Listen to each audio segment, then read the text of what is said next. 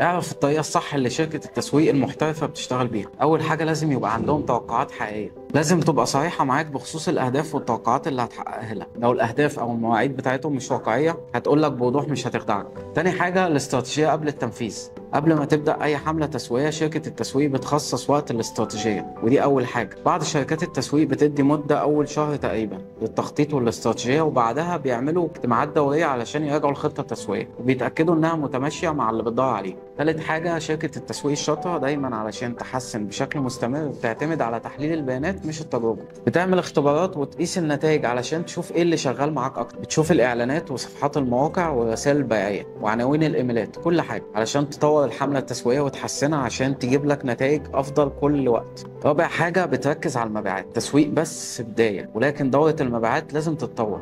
اهداف عملك غالبا بتكون مرتبطه انك تجيب عملاء جديده، تزود الايرادات. دي بتكون اهداف مبيعات مش اهداف تسويق. اهداف التسويق ليها علاقه بزياده الوعي للبراند بتاعك، تحسين معدل التحويل للموقع، او انك تجيب عملاء محتملين علشان تحقق هدف المبيعات. خامس حاجه شركه التسويق القويه بتؤمن بحاجه اسمها مفيش حاجه اسمها اكتفاء.